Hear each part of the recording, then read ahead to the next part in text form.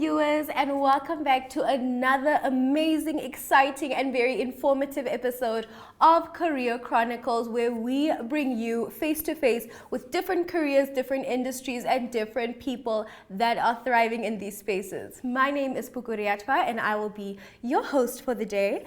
And of course, I have an amazing, exciting lineup for you where we're going to be seeing Spotlight. We're going to be seeing an amazing person that is doing really, really well in the real estate industry.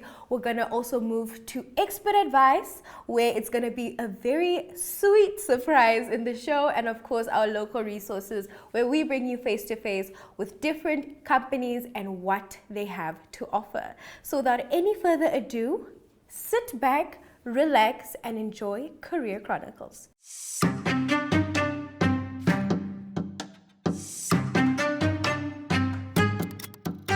Hello ladies and gentlemen, and we are back for our Spotlight segment with, of course, a trailblazing real estate agent. Oh my goodness, I'm so excited. Can you please introduce yourself to our viewers? Thank you so much. My name is Janie David. I am an author, speaker, and entrepreneur. Wow. So I've been in the real estate game for over 12 years now. Yes, and I have recently written a book, and yeah. Wow, this is very inspiring.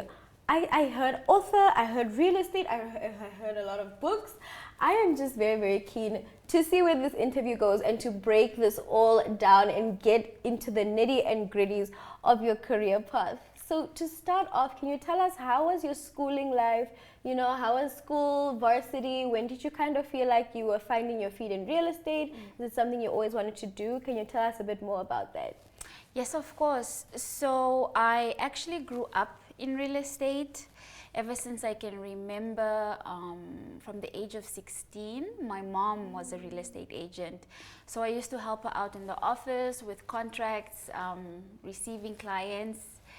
And yeah, that's just how my passion for real estate started. I mean, they always say when you look at the parent, you somehow find out what the child will be. So in the case of my career, it was real estate, and then I started to take it serious in university. So just to pay my way through with my little expensive habits, I had to write the exam, and then I got the certificate, and then I got the license. Wow. So I started doing it more seriously in university. Wow, Yes. So you are already like a full-time real estate agent in varsity? Yes, I was. Wow, amazing. And I mean, of course, if you had like someone to look up to that was also in the same career path and sort of dealing with the same things. But can you tell us a bit more about how your mom really paved the way for you to see real estate in a different light? Did she give you a new perspective?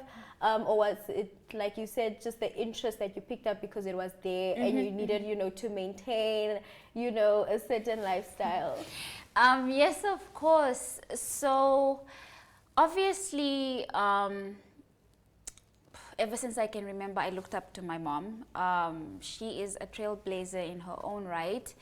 And it became more of wanting to help her out in the beginning, especially when she transitioned from being a real estate agent to a real estate developer. Wow. So I took up most of the work of a real estate agent, and yeah, that's really just how it started until I, gained other mentors, and then I started my own company. Wow, Yes. lovely, lovely. But before we get into now all of this amazing book, the speaking, all of that, can you tell us a bit about the day-to-day life of a real estate agent? I want to know all about it. How do you start your mornings? How do you prep for the day? What do you look most forward to during the day as a real estate agent? Give us the ins and the outs. Okay, so routine is important. It's very, very important. I don't think I can even personally survive without a routine, right? So it's waking up in the morning, definitely prayer. meditation, and then I sort of start transitioning my alone time to work. But by 8 o'clock, I'm up and ready for work. Wow. Yes.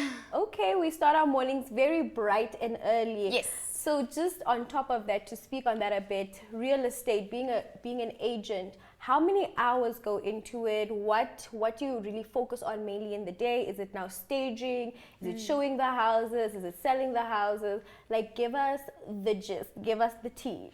Okay, so it actually depends. If you have your own real estate company, it's quite different from working under a big company, right?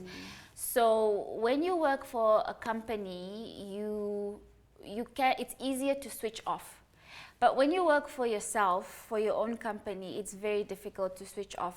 That's why I've become very strict with my routine, on time and off time, because, you know, people can call you at 10 p.m., you know, asking about something so trivial. And so, yeah, I think it's really important to practice self-discipline, because if you are working for yourself, it's very easy for you to become a slave to your work versus your work is your work. Oh wow, that Yeah. is deep. I'm really gonna take that message. But now, just to get deeper into now real estate agency, what was the biggest challenge that you think that you faced, and how did you overcome it? The biggest challenge that I faced was we had a project of about 32 homes. Wow. Yes, it was a property development, so they were building from scratch. And I think that was very, very difficult for me because I underestimated the work that was required. And I have memories of wanting to quit and crying, and I don't want to go out there, it's too tough, to rejoicing over wins. And what made me overcome it really was at the end of it all, when the clients called me and they were so ecstatic about their homes. Wow. Yes. That is beautiful. And it's so amazing to get to have your voice heard as one of the many in their industries, where you can see that there's a passion here. You can see that you Yeah. love it. I mean, even speaking to you right now, I can see you are genuinely so excited to put those people in their homes. And that is amazing. So just on top of that, to sort of end off our interview, we also spoke about celebrating the wins.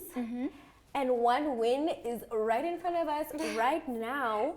Her own book that is titled How to Make Your First Million in the Real Estate Market. I need to know all about this. Firstly and foremost, congratulations. Thank you so on your much. achievement. And what can we expect in this book?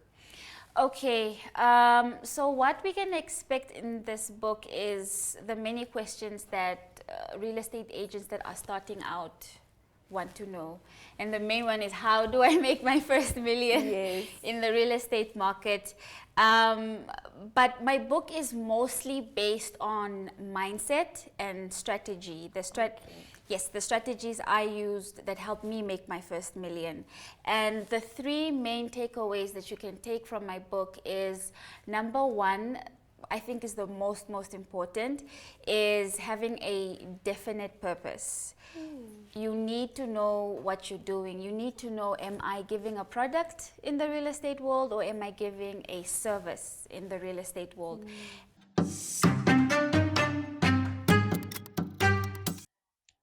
Hi everyone, my name is Graino Rosberg. I am a founder and baker at Grace Cakes, also known as Grace Kitchen.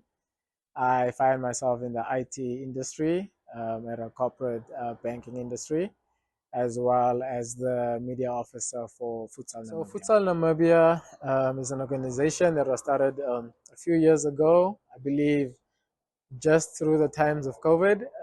This was started by Andre Tirau and Absai Simon. It's quite a developing sport in Namibia. I think the growth has been really quick, especially seeing how we had our first national team.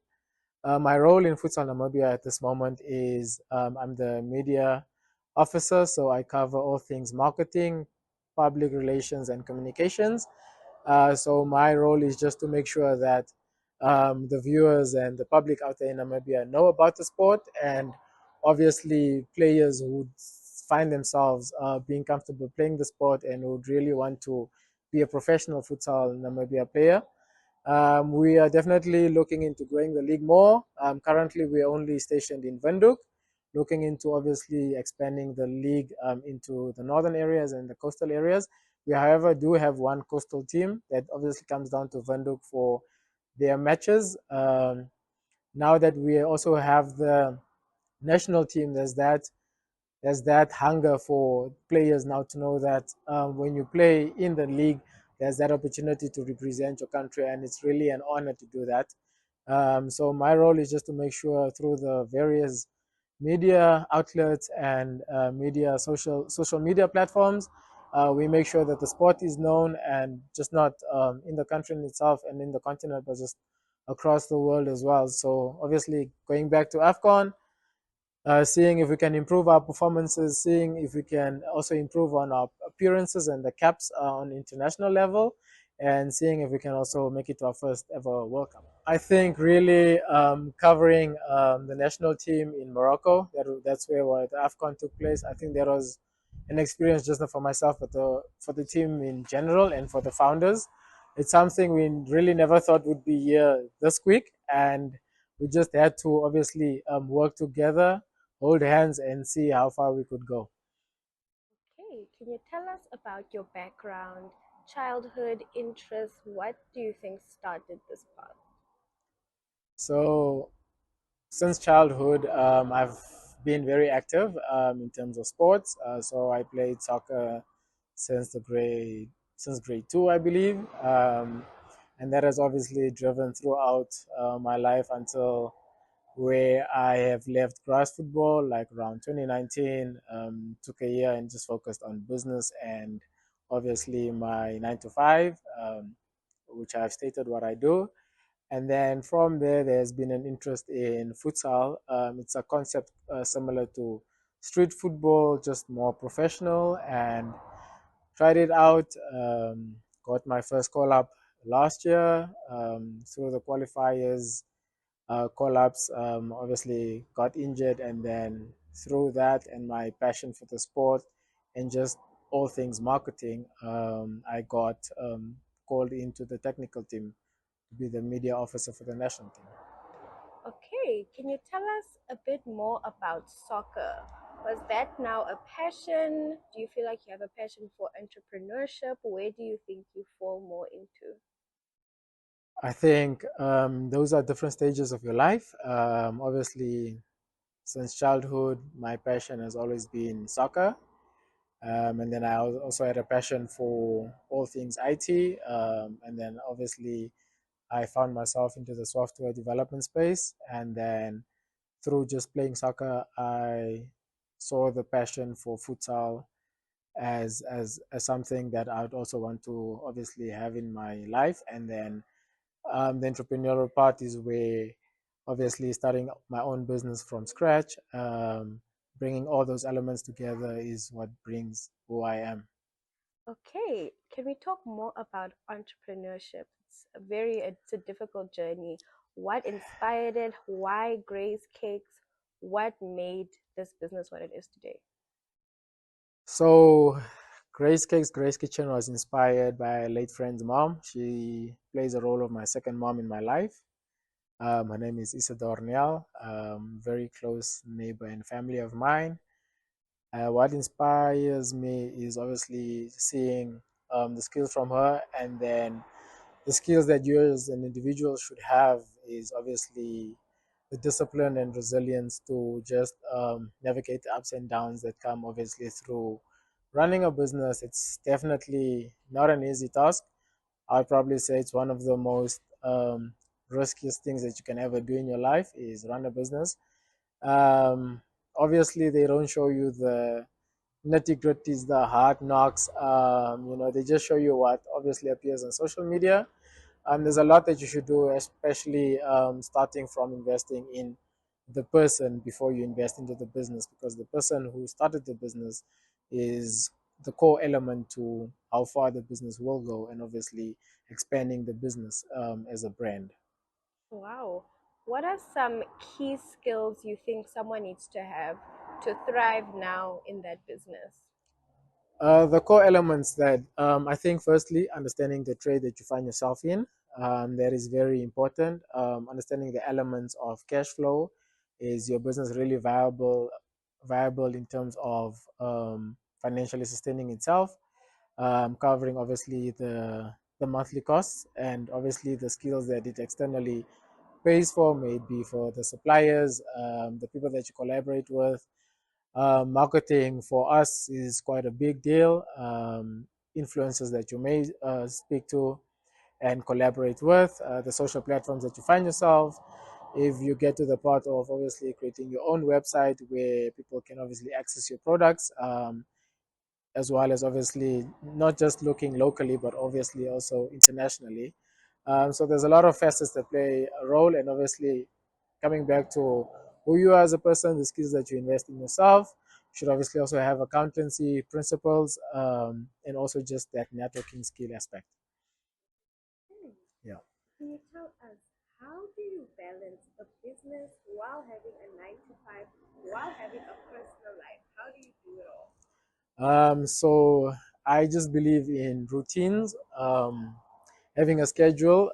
It's quite boring for for some people who don't find themselves in those spaces.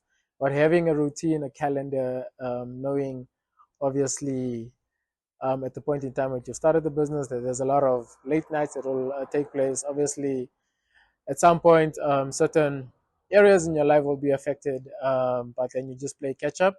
And at the end of the day, you just need to um, pull up your socks wherever you feel like you're slacking. That's really the best advice. But obviously, the best thing to do is start, and then another advice is you just have to keep going. There will be bad days as well as good days as well. Okay. Yeah. So, what is one message you would like to send to the Namibian nation that is looking up to you and the career path that you are in?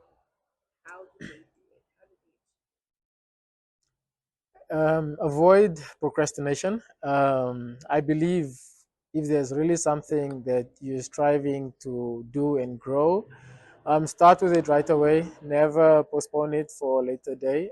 You'll never be ready until you put yourself into spaces that you've never found yourself in, and that's how you.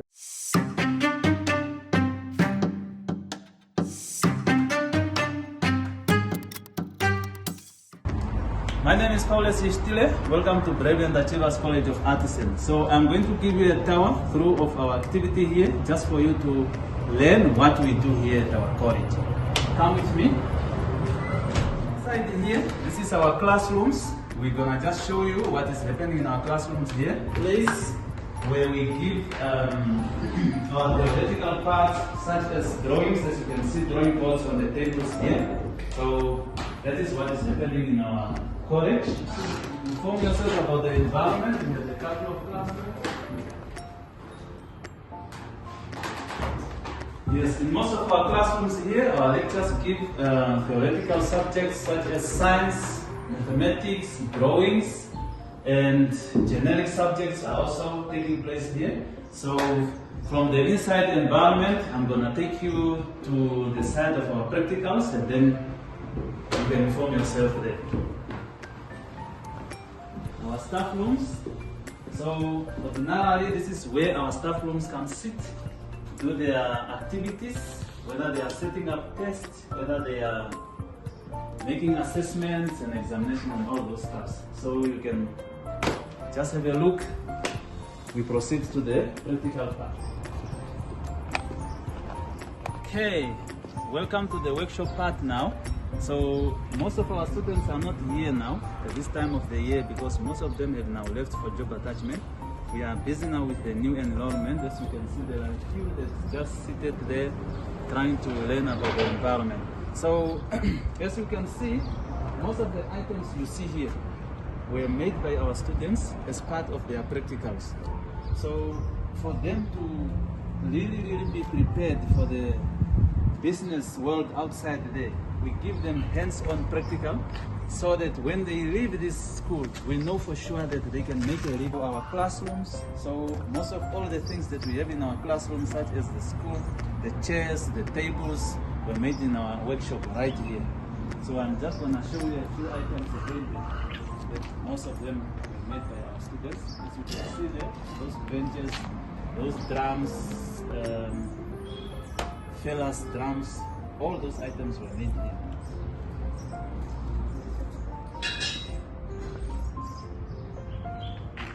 Okay, you can follow me. One of our workshop is welding workshop. Alright, welcome to our welding workshop. As you can see here, we have quite a few machines that we are using to train our students. One of those is this manual plate bend here that was also manufactured here in our school. So all these items were just put together. We did it for our students to do their practicals. So we made it here. As we are artisans, most of the things we don't really have to buy, we just have to make them here. So bend saws, just for them to cut as they are doing their practical, they cut the materials there.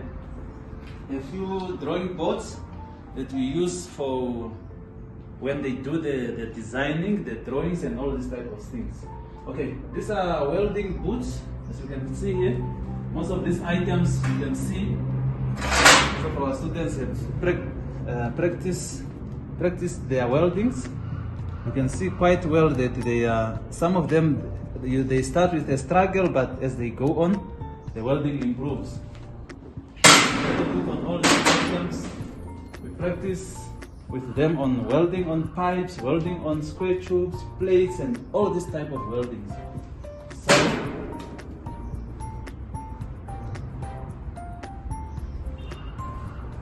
you can see here, then we come to, especially to those hard materials, and how arc welding is practiced in the industry is exactly what we offer here.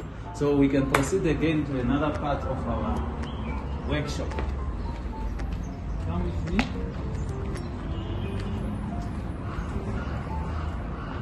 Alright, as you can see here, most of these items that are here is for gas weldings. This is where we give TIG welding, MIG welding, and also where we give gas box assembly and other gasketing equipments are also found here. You can see a lot of items also lying down here, things like axles. These are also part of the mechanic work when our students are doing those mechanical practice. We get these items from the community, people in the community, they bring their items here, we repair the items for them because we have done the knowledge here. So quite a few machines for our students. Like you see, this one is a manual bending machine, and this one is also a manual shearing machine for plate cutting. Like you see there, a few items that they draw there and then they manufacture. You can also a few items that were manufactured in our workshops here, just for your understanding again. So as you can see, there is quite a lot that we can do as an institution. We give training and we also give service to the community. If you have your item, it can be fridges, it can be whatever you have that need to be welded, that need to be repaired, your electrical items. I mean, bring it here because the skill is quite here. So other than this, I can still show you a few items that our students have also done. And like we have already talked about those stuffs there, the licenses are there. The environment here actually is where now the students can come and start doing their practical. You can see on the device here where they can put their item. So 1, 3, 4, 5 students at a time, then they are doing their filing, their cuttings, and all these necessary practicals that they must do here. So apart from this branch here, we also have another branch in Otavi that we have just recently opened. We offer actually the same courses. Like here we have weldings, we have electrical, we have automech, we have occupational health and safety. So these courses, we have also extended them to Otavi campus there. So most of you now that are looking out to go to an artisan school, you can come here in Windhoek, number 70, John Maynell Street, or you can give us a call, or you can go to Otavi.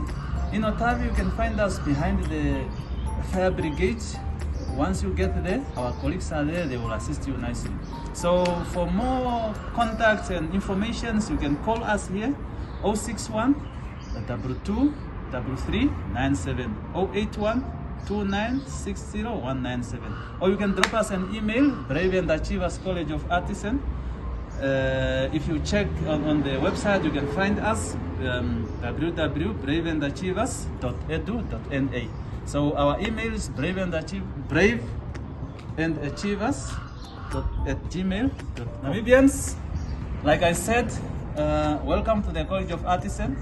When you want to study, please make sure you come to the right college, College of Artisans. Thank you for watching. We see you here. Goodbye.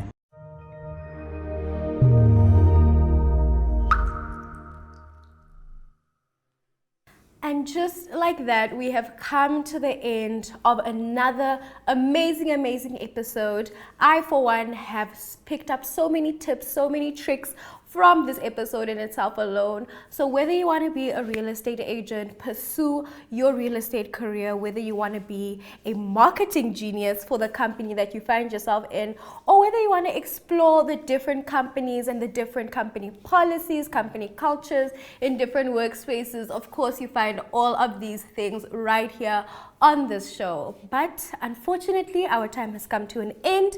But also fortunately, you can catch us the same time, the same place, right here at Career Chronicles, and also of course find us on our Instagram platforms, that is careershub_.